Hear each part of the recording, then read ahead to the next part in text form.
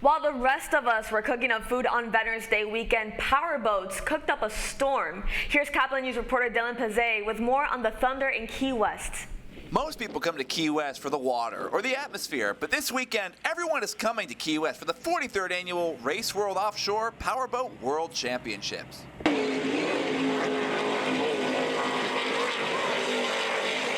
For decades, powerboat races have been coming to the trickiest and most difficult course there is for a week of high-flying racing action. I spoke with Sean Connor, driver of the Allied Superstock team, to find out what makes Key West so unique. On the straightaway out to turn one, you've got light sea state as you're going out. You hit turn one, you turn right into a big swell, big water, rough water, and then when you come back on the third straight, you're in a following sea. So you've got a combination of calm water, head seas, and following seas. So every part of the course is different, and you got to pick a setup that works okay for each and then survive. While most classes consist of catamaran holes for added stability, the Mod V class is made up of V-bottom holes, which leads to a much rougher ride. I was able to talk to the crew of the El Bandito after their win in the Mod V Friday race. This was very rough.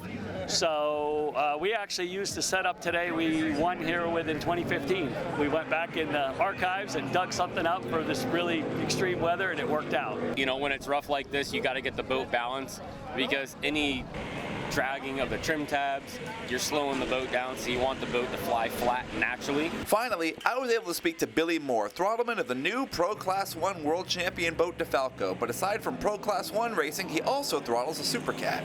Relatively, they're 12 to 15 mile an hour different. Class 1 boat's a little bit faster, a little bit bigger, a little bit heavier. Super Cat's a little more nimble, so to speak. The Class 1 boat can be nimble, but at the same time, since it is a few thousand pounds heavier and bigger, you know, it's only going to be so nimble.